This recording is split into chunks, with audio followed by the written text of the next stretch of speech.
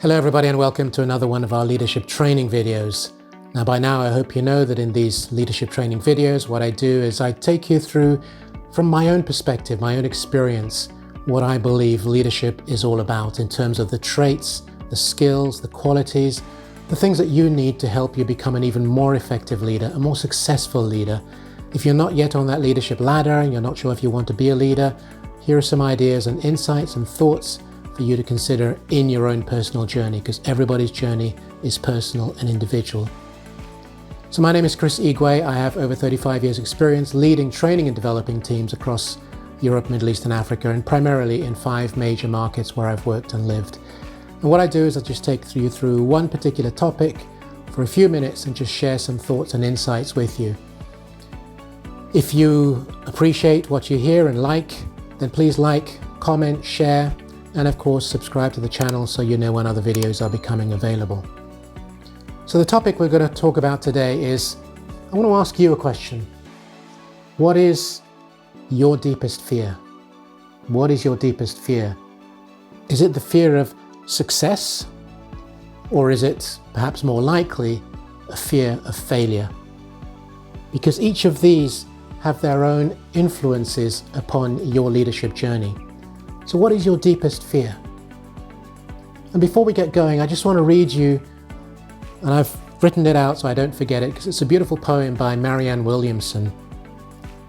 And it touches on various different aspects, which we're going to touch on a little bit ourselves in this particular training session. Listen to the words. It says, "Our deepest fear is not that we are inadequate. Our deepest fear is that we are powerful beyond measure. It is our light, not our darkness, that frightens us.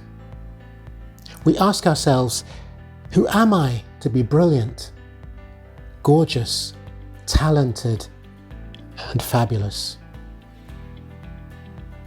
Actually, who are you not to be? You are a child of God. Your playing small does not serve the world. Your playing small does not serve the world."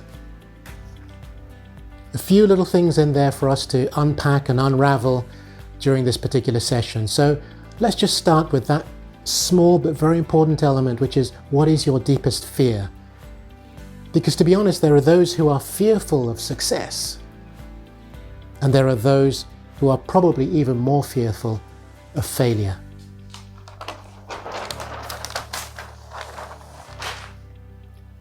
But I guess whichever way you look at it, the one thing I want to leave you with, if you remember nothing else from what I'm sharing, is that leadership, as you know by now I hope, is a journey. It's a journey. It's a journey because what you're going to do as you grow in your leadership, so this is for those who are not yet leaders, or even those who are leaders and are perhaps very successful. Could be for leaders who have failed and are coming back. Because the one thing about leadership in this journey is that it's about learning. You learn through the process.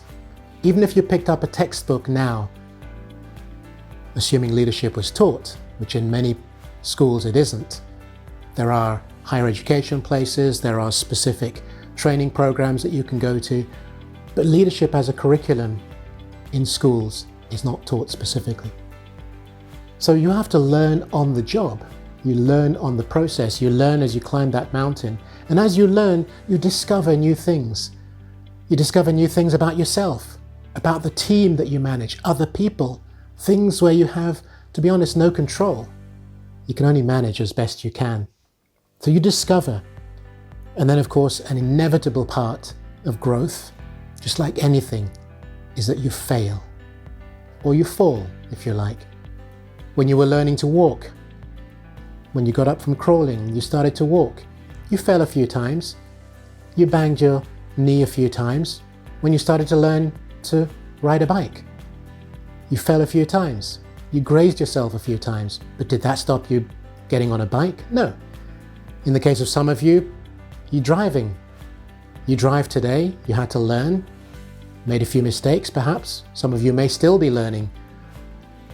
how to drive in order to get your license. But you will fail. That is an inevitable consequence of growing, of leadership, because ultimately it's to go from nothing to something, from nowhere to somewhere. That is growing. So each week, each month, each year, each decade, you've become more successful, more improved, better. And as I put here, it's a repeat cycle. It doesn't matter where you are in the chain. You'd have heard, no doubt, recently there have been quite a few CEOs in different industries, and in particular my industry of retail, that have been thanked for their service or have resigned. That is a form of failure, whichever way you look at it, whether it's the shareholders that push you out or you decide that you're leaving for whatever reason. But it doesn't stop them coming back. We have seen time and time and time again CEOs, chairmen go from one company to another. Yes, you fail, but you come back. Learn, discover, fail, grow, repeat the process.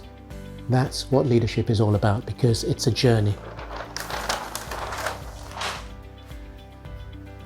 But at the same time, let's be honest, the idea about being a leader is to succeed. If you don't succeed, you're not playing hard enough, you're not playing far enough outside the box, you're not taking enough risks, you're not providing your team with enough leadership, drive, motivation. What are the opportunities that you're not taking? Because you can't live within a restricted environment within which you don't want to fail, which I've just told you, failure is part of the process. If you don't push yourself, you're not going to get further. And if you don't get further, you don't grow. And if you don't grow, you don't become an even better leader. So it's all about being successful. That is our ultimate objective as leaders. Yes, you may have humility. You may have huge ego. You may have arrogance. You may have empathy. Whatever the components are of your leadership style and skill, it all contributes towards making a success, not only of yourself and your journey, but those that you take with you. Because that is the key. And here I've put it, success breeds success. The more successful you are, the more successful others become around you, because they see that success. They want some of that success. Am I playing on the failure piece? No, because we don't want to fail. But that's the question I asked you. The question for you is your fear so deep that you don't want to push yourself out? You don't want to test yourself beyond certain limits. You don't want to go into the deep water. You want to stay in the shallow water. You want to stay close to harbor. Well, I'm sorry, but that's not leadership. And to be honest, that is a failure. A failure to push yourself to the next limit. So whether, as Marianne Williamson said, our deepest fear is indeed not that you will not succeed. It's the fact that when you do succeed, you may say to yourself, oh, maybe I'm not supposed to succeed that much. How is the rest of my family, my team, my village, my country going to think of me? In some cases, I know of people who just want to stay in the middle band. They don't want to be terrible. They don't want to be amazing. They just want to be seen, so they're part of the crowd. Because let's face it, when you become a leader, you're often out there on the mountain, hopefully, and it's very lonely up there. Some people don't want lonely, don't like lonely. They still want to have that camaraderie, those buddies, those friends around. You can still have those, but then you create different limits. But that's a whole conversation for a different video in terms of leadership. So I want you to ask yourself the question, go back and listen to Marianne Williamson's poem. It's a beautiful one. It describes so many different things, because we as leaders have to shine our light. That is what leadership is about. You don't find lots of leaders around the place, not the really best ones anyway. You'll find them rather like eagles. They're on their own. They don't flock. So find out what it is that's stopping you. Break those chains, liberate yourself, and become that soaring eagle in the world of leadership. I hope this has helped to give you some ideas and thoughts. Please feel free to like, share, comment, and of course, subscribe to the channel so you know when other videos are becoming available. So until the next time, thank you.